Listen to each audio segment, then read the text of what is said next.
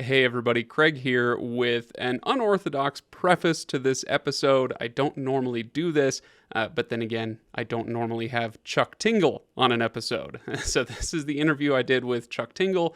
It is, if I'm being honest, mostly fine as far as earning the explicit rating or, having your kids in the car or whatever. But there is at least one portion, maybe more, of the conversation where you don't want your kids anywhere near this. So I just wanted to make sure that you were aware before you started listening. If you don't know who Chuck Tingle is, Google it, and then you'll find out exactly why I'm giving you this preface. One other thing to note is that during this interview, during the first 8 minutes or so of the interview, Chuck's microphone wasn't the best. We ended up switching to a different one. But for the first few minutes, it's sometimes hard. His voice gets clipped and it's hard to understand exactly what he's saying. But you should still be able to get the gist of it. I think it will be fine. But if you're listening in a really noisy environment, that might make it a little bit tougher. Just wanted to give you a heads up. So without further ado, and with, no kids in the car, here is my interview with Chuck Tingle.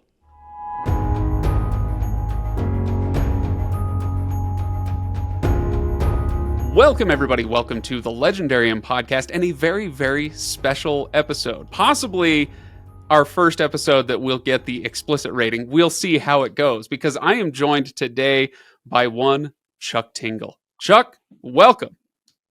Oh, greetings. Oh, I'm so happy to be here. I can't wait. This is a real dang treat. I'm excited to spin this dang wheel and see what fate has in store. I think a lot about timelines, the way they intersect, and I like when you have a big spinning wheel, and really it makes it easy to visualize the way things can branch off in different ways. We have no idea what this timeline is going to provide for us today, but I will say this.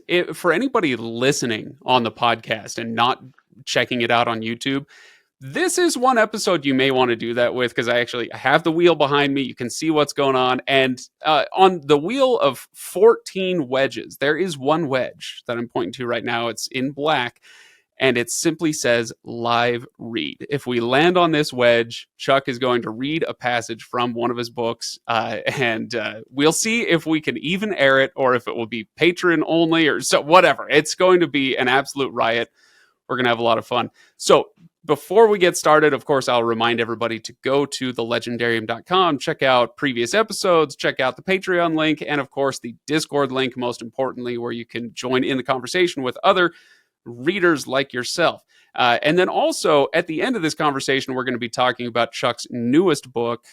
This is, instead of the self-published stuff that you've done in the past, Chuck, this is a traditionally published novel. And so there's some differences between this and what you've done in the past, and we're going to talk a little bit about that.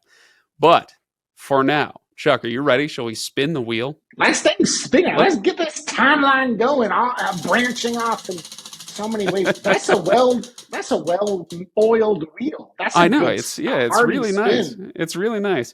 Okay.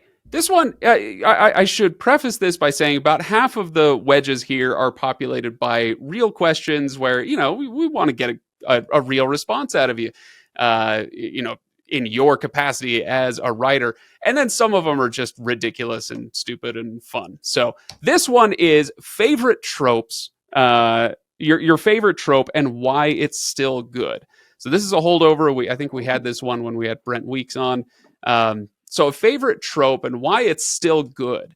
Because, people talk a lot of trash on tropes and, this is overused. And I wish it were more creative. There are too many tropes, whatever. But what's one that you still love?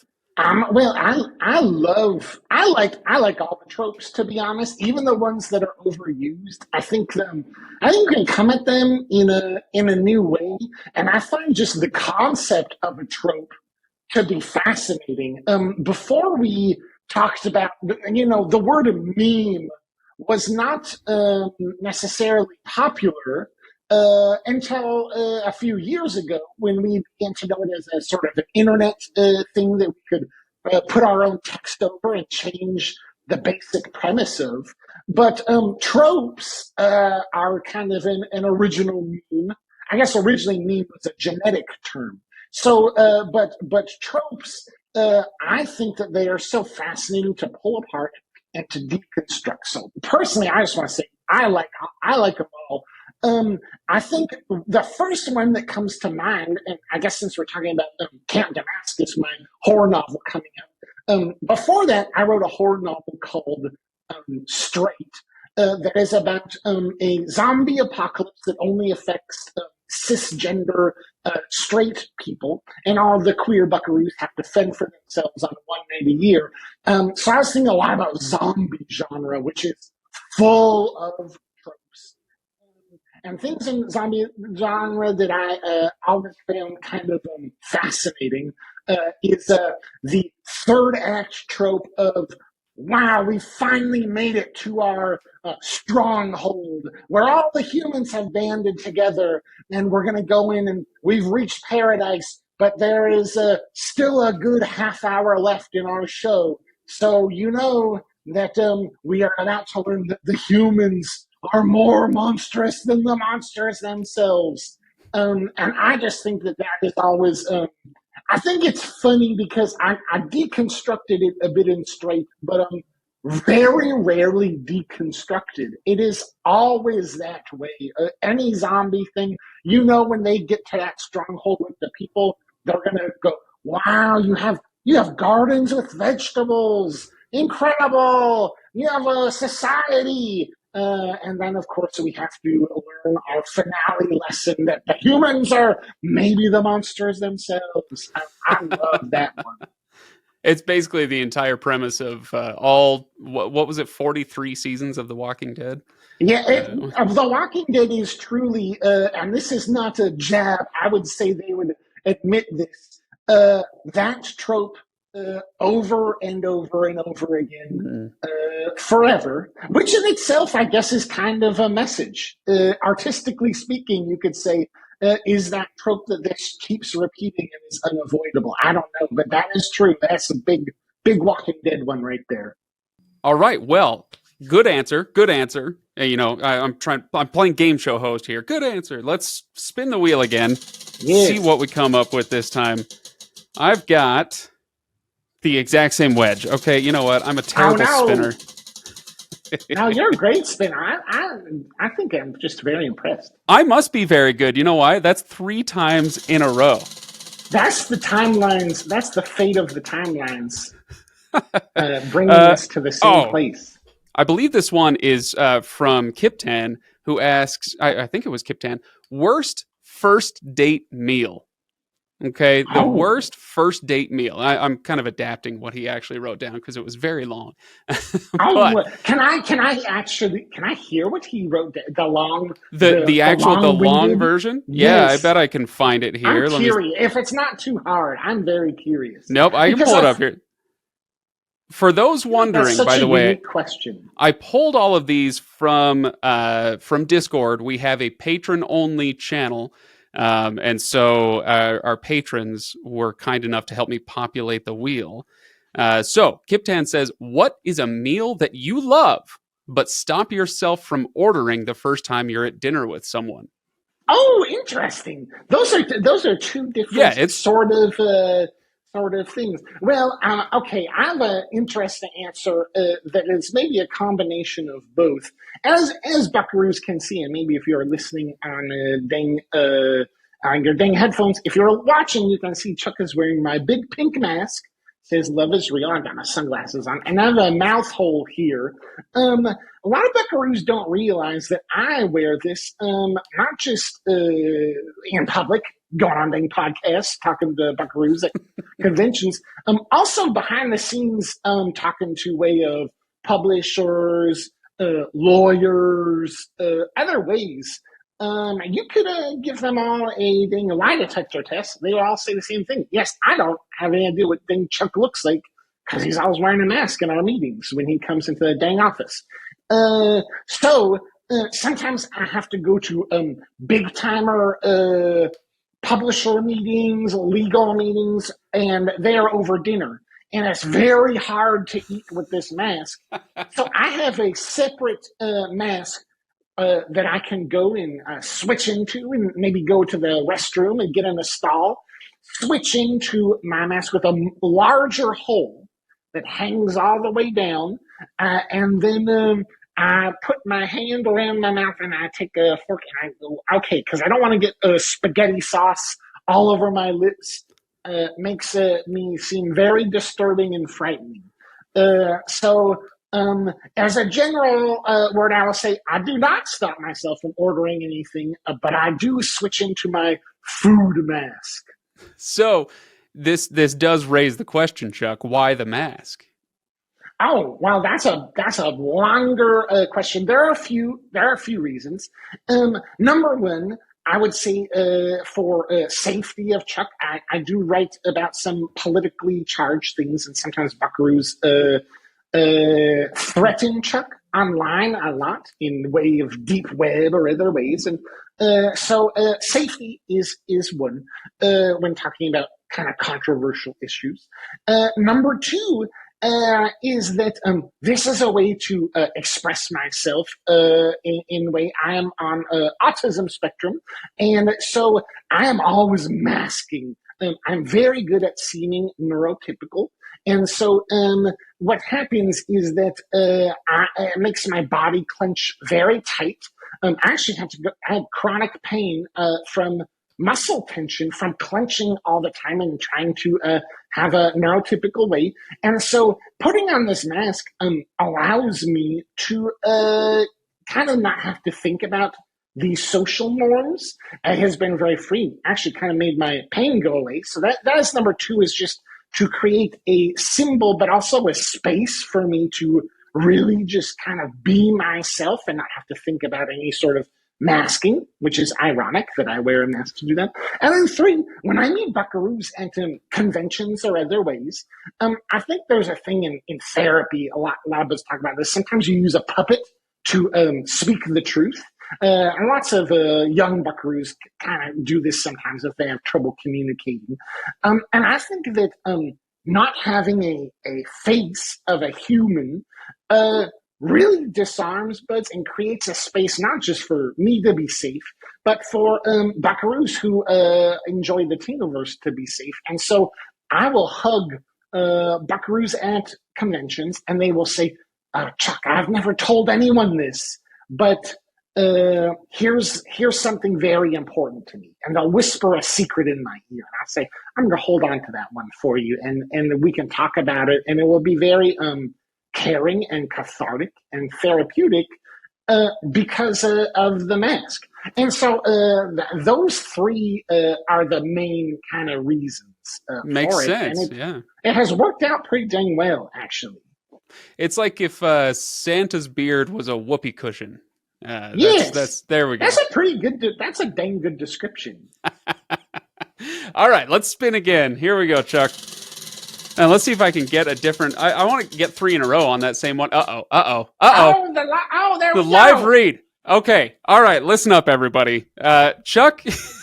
I grabbed this. Chuck is going to do a live reading from one of his books. If you've never read one of his books, then, well, let's just say I'm going to have the bleep button handy. And it will probably be used liberally. We'll see. This is going to be very, very fun. I don't really know. So how big of a read do the buds normally do? How many paragraphs? Oh, I don't know. We do 2 minutes. We'll shoot for 2 minutes. Okay. 2 minutes or less, I should say. Well, I'm going to warn buckaroos. This is a family-friendly show. I could have... Not today, Chuck. Not today. Not today. I could have gone, and I do rate for all kinds of buckaroos on the queer spectrum, and that includes asexual buckaroos. So there are tinglers about not pounding, which we could have selected, but I think we're going to go traditional with this. And let's get the... What's the name of the story here? This is going to be a selection from... what is this? The Curse of Bigfoot Butt Camp. And to set up this story, um, I will say that this is a Bigfoot who is also a mummy who has cursed the camp. His name is Rim. So when you are editing, and I say the word rim, sometimes that will need to be edited, and sometimes it will not. Oh. Rim wastes no time at all, saddling up behind me and aligning his with the taut edge of my. He slaps my hard with his massive, hairy hand, then grabs me by the hips, pushing forward into. I cry out with a mixture, but oh well, oh wow, okay. I don't know if this is gonna work on your show. Oh, it'll I work. don't It'll know if work, we Chuck. can. It'll work. Okay, I'm gonna skip a couple of these. No There's some way. dialogue here. Okay, I'm gonna just say, oh, f word. Oh, just go for it, Chuck. Dang. I don't. You know what? I write these, and I very rarely say them aloud. I'm just gonna say this. It's a bad word. Oh, that is so. I tell my handsome monster lover, I don't know if I can take it. You can take it, Rim assures me confidently. They are encouraging each other.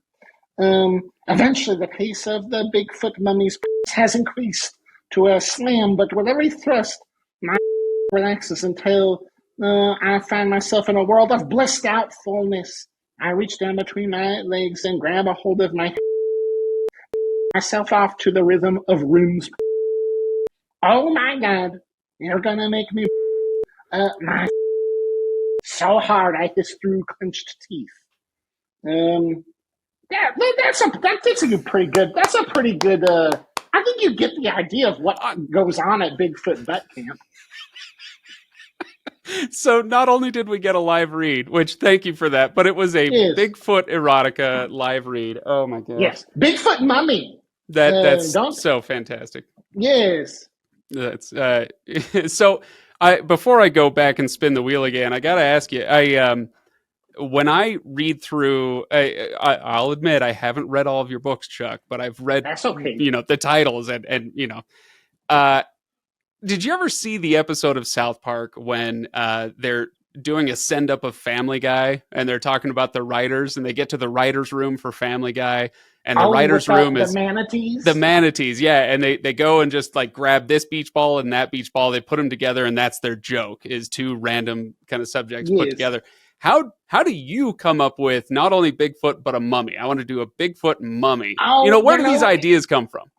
it kind of depends on so some tinglers are very uh pointed to a current event. Buckaroos who maybe follow Chuck will say, oh, this thing happened in the news, and then Chuck wrote a book about it right away. Those are simply based on what this timeline has handed me. um Other ones are kind of filled with all kinds of interesting or unique combinations. And a lot of the time, I like to meditate or go on long hikes. And a lot of the time, I will just kind of come up with them there of thinking, oh, what's one that's going to be kind of a interesting thing. I've said before, I would like to write erotica for all things. And Bud say, what do you mean by that? I say, everything that exists. That's what we're going to cover. So sometimes I'm just working my way through it. But I think conceptually, the ones that aren't current events, and the reason I like to talk about all things is that a long time ago there was a sort of a discussion from some sort of anti-queer scoundrels who would say things like, well, if we allow, say, gay marriage or something like that, or what's next? Someone gonna then marry a tree or marry Bigfoot? And so I thought to myself, what if they did? Would it be so bad to be married to Bigfoot? And so a lot of the Kingleverse is sort of a joyful expression of what are these very unique, fantastical sexual explorations how can we make that fun and bring some joy, whether it turns a buckaroo on or makes them laugh or anything like that? So I think the combinations, sometimes the more unique ones, work the best because they really exemplify that idea of would it really be so bad if these things existed in this All right. Yeah, that's a good explanation. Let's spin again. We'll see if we can come up with one that we haven't done yet. way? Yes. This one is all right. All right. So this says top 3 video games, but I think we can expand that if you like, if you prefer tabletop games or RPGs or what have you. Oh, yes. Okay. Well, I am. It's interesting. I only play one video game, and I play it all the dang time, which is Dead by Daylight. I Oh, play okay. that game nonstop. And I think maybe buds have asked me, Chuck, why it's been years. I've played for years. I say, Chuck, why do you always think you play that one game when you take a break? Don't you want to move on to other things?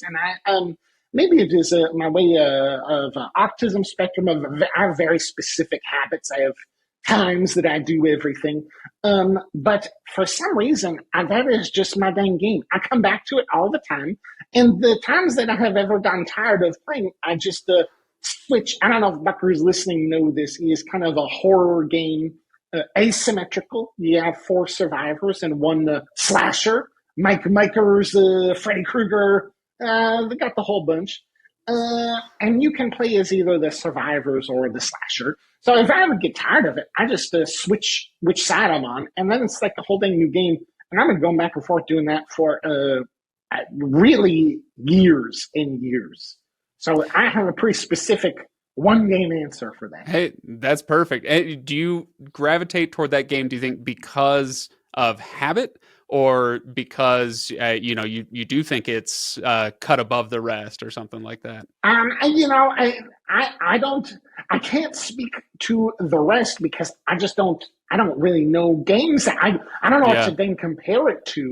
Um, Yeah. a lot of what I do is I am very habit. And like I said, that's part of my spectrum way is just, I have my routine very set and I just then plow through. But there are 300 tinglers, these erotica shorts, more actually.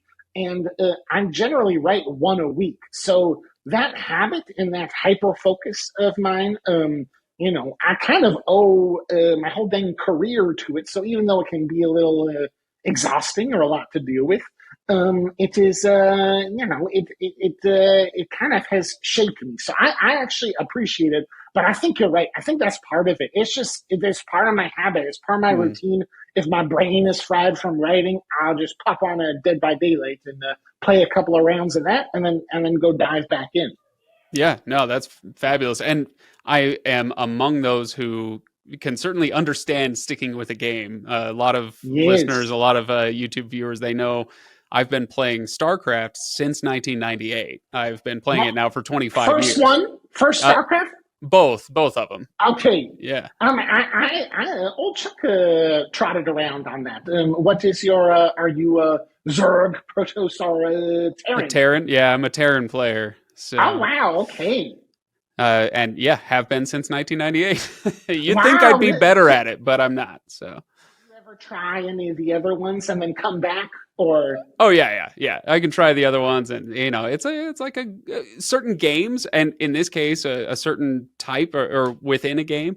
It's just like a glove. You take it off and you try on another glove, and it doesn't fit as well. So Yes, and it yeah, just fits your personality and your exactly. that's neat. I'm glad you brought that up because I said Chuck does not I don't play main games, but the first StarCraft definitely tried out that one a few times. Big fan of that. Oh, it's fabulous. I mean, obviously, I think Yes, so. All there's a right. reason it stuck around. Yeah, exactly. All right, this one I believe it was Little Red Book who submitted this question, which is: does your mother read your books? Oh, dang. No, that would be a big, that is a no. Yes. And well, what's interesting is not a lot of buckaroos, that Chuck knows know that I am Chuck. So Right. even without mask, there are some buds, friends, family. Most of family knows but does not read. But yes, those worlds are generally separate.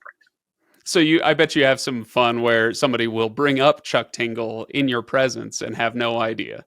That has happened quite a few times.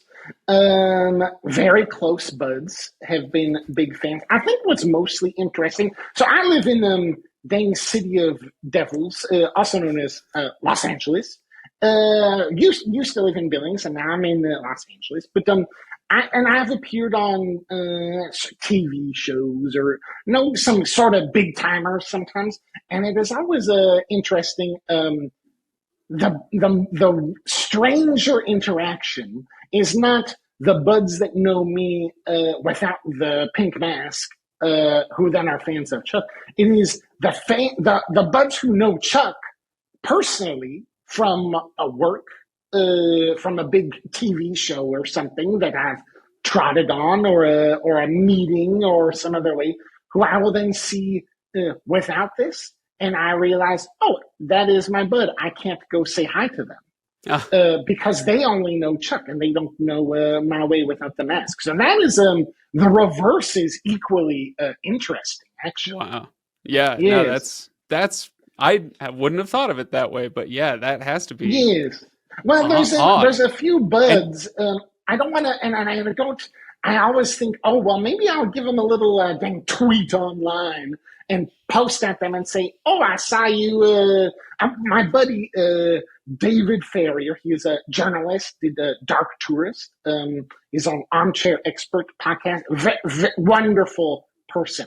David is great, but he knows Chuck very well, and I see him at concerts all the dang time when I am not Chuck, and I feel bad to post a message because then that feels I don't want to make buds feel like I'm dang teasing them for not knowing, but I do want to say hi. I was thinking, oh, I wish I could go say hi. That's my bud over there. yeah, no, it's you gave the reasons for the mask and they're good reasons, but that has to be tough to even just in terms of keeping the story straight and knowing Yes. who is whose friend. Who knows who? Yes, yes, Yeah, it's true. absolutely.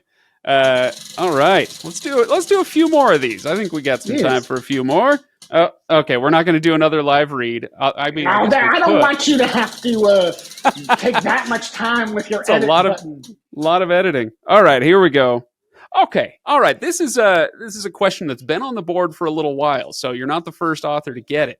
And it is something you wish you did better as a writer. So a skill, Interesting. something that you think, you know what, I'm good at a lot of things, but here's one thing I wish I could do a little bit better. Oh, that's a good one. Well, I have a very strong philosophy with art.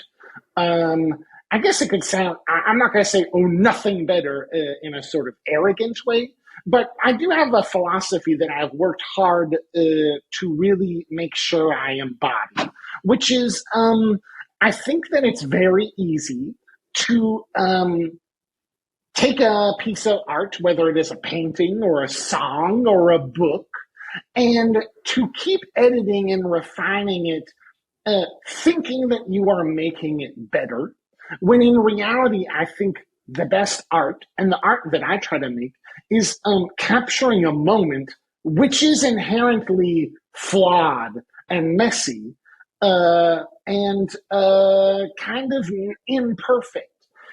So really, when I think, is there anything I'd want to do better? Anything about what I have made or released that is, quote, not good?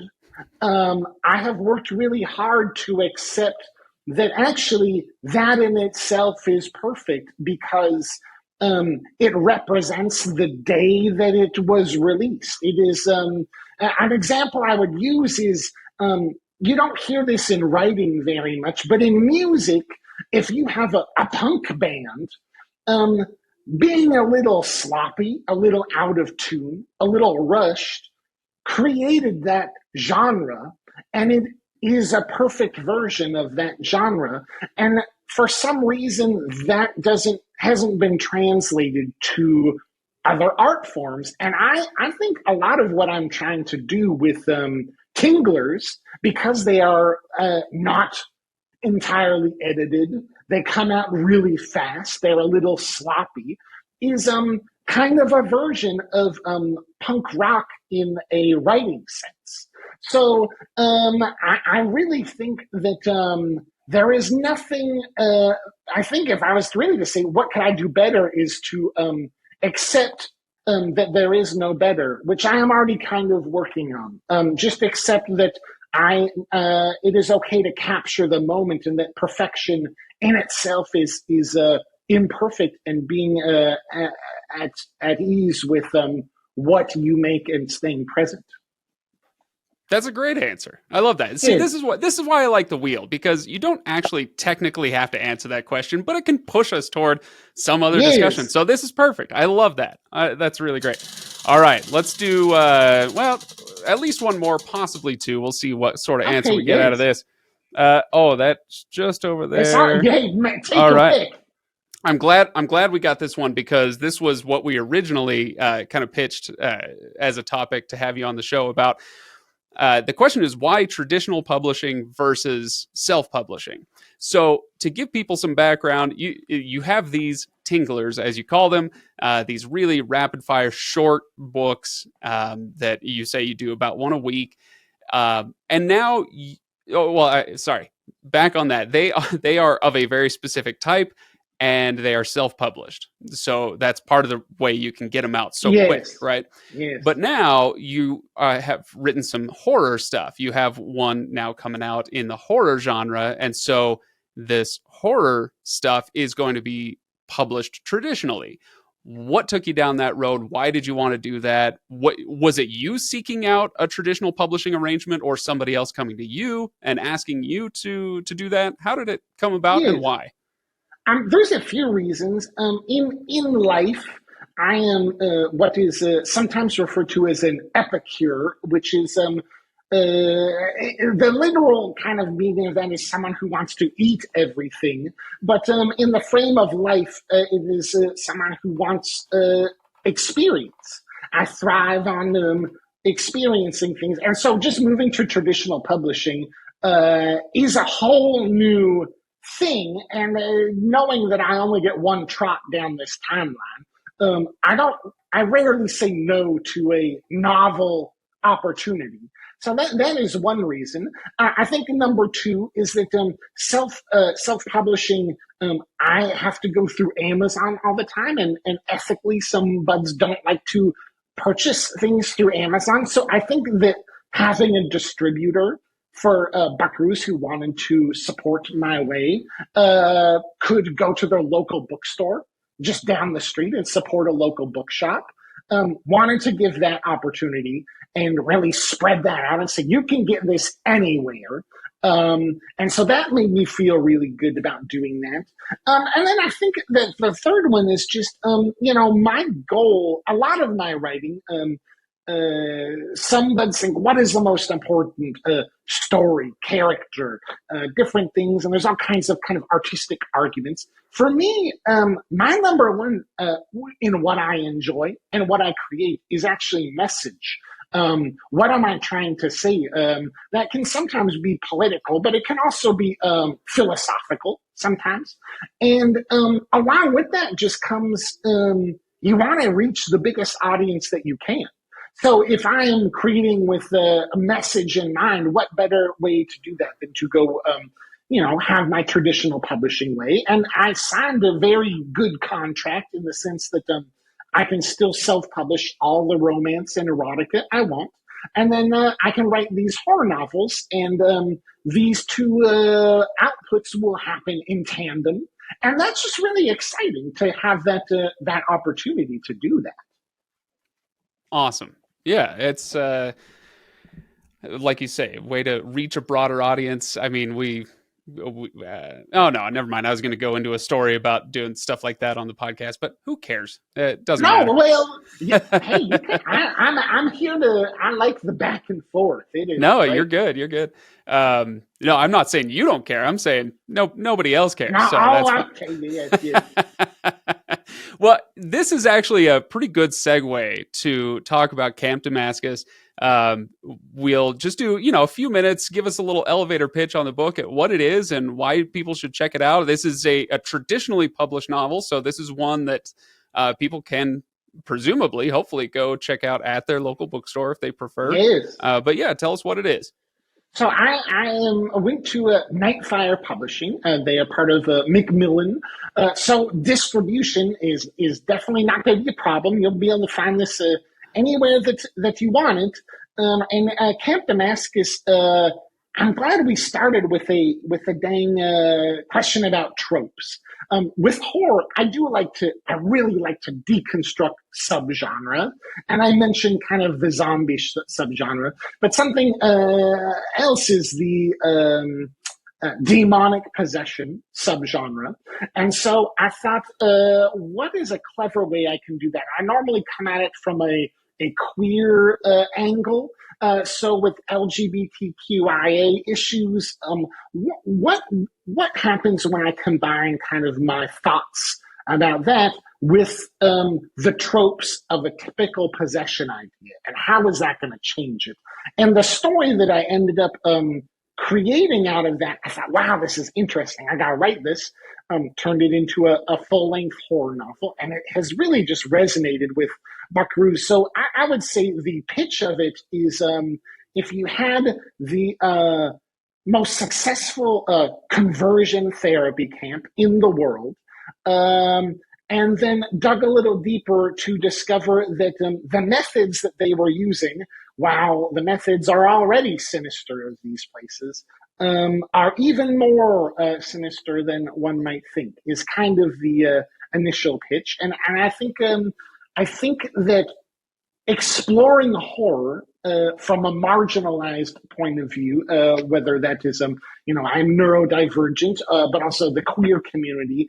There's a lot of ways to approach this, and I wanted to create something cathartic and kind of uplifting for the communities that I think are affected by this in the story. So I think Buckaroos who might be scared of horror and think, well, is this just going to really be grueling and just hurt and be painful for me to get through from beginning to end? There is definitely a time and place for that in horror as a genre, but I think that a more broader audience who wants a sort of catharsis with those issues will find something really to enjoy in Camp Damascus. So are you saying that based on something you said earlier with one of the wheel wedges behind us, that this is message first and horror second?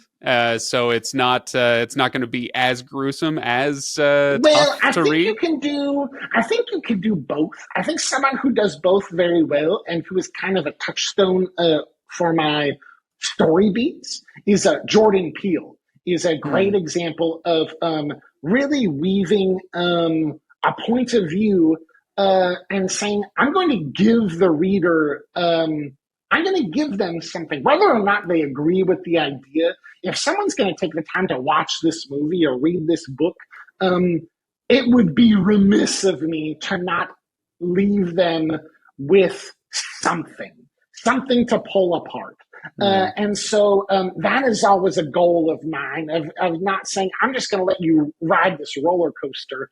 I want to give you a little box to take home and to open up and to think about in the days after. So message, I don't think, is paramount to the horror, because they really do have to interweave, but it is just really important to me to weave those together. Like I said, Jordan Peele is so dang good at that. So someone like that. Yeah, that's a nice peek into how you prioritize the different parts of your writing, your Yes. stories. Because there are different approaches. There are people who will say, "Look, I know that my views, my messages are going to bleed through, but I'm going to do my best to just tell a story." Yes. And that and then there are others who prioritize the messages, as you say. So Yeah, there, and there's both it's are a difference if you're going to go see a Jordan Peele movie versus most Steven Spielberg movies.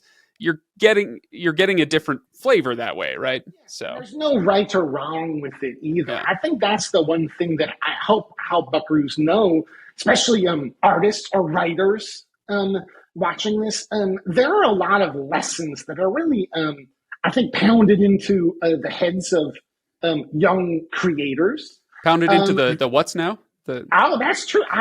Yeah. Well, for the purposes of this PG ah 13 podcast, pounded into the heads of readers and or writers or creators, and I think it's okay to look at those and deconstruct them. I mean, even what I have just said.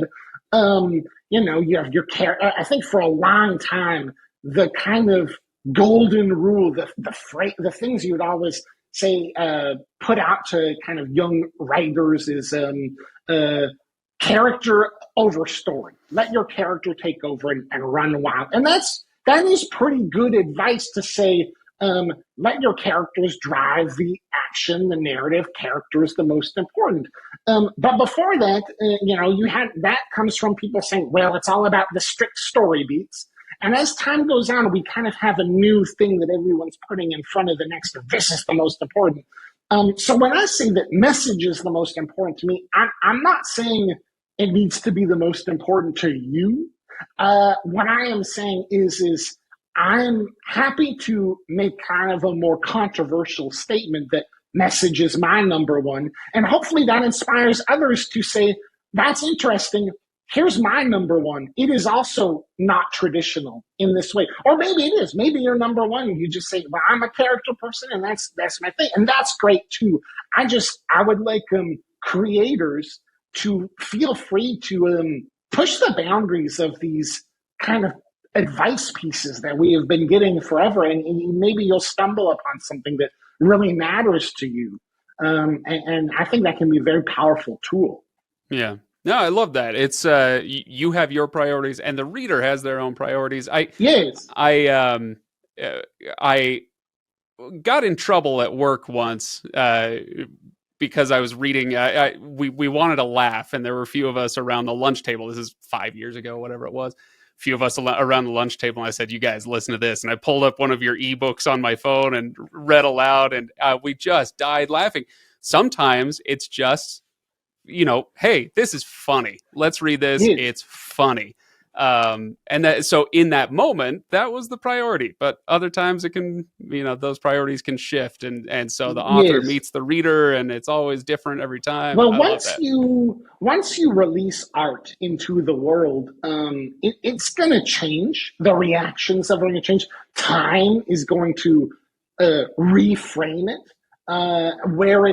Where it's hung metaphorically is always going to change the context. And I think what's interesting about Tinglers, and what I think is kind of a joyful thing about them, is that they can be read on a number of levels. And I think because they are so visceral and so many find them outrageous from the outset, the perception of them changes very quickly depending on the circumstance, and that's very exciting. I think that's really really neat. I think that some artists or writers really set out to make something that is so specific and doesn't change, and they try to make the writing timeless. You hear that a lot. Don't name drop different brands or songs or anything, because you will create a story that is too specific to right now. And I just that's another one of those things that I just don't. For me, I like art that can be reframed over and over. And if you read this in 2 years, you think, wow, that really has changed the way that was thought of, and let time mold it like a dang rock in the tides.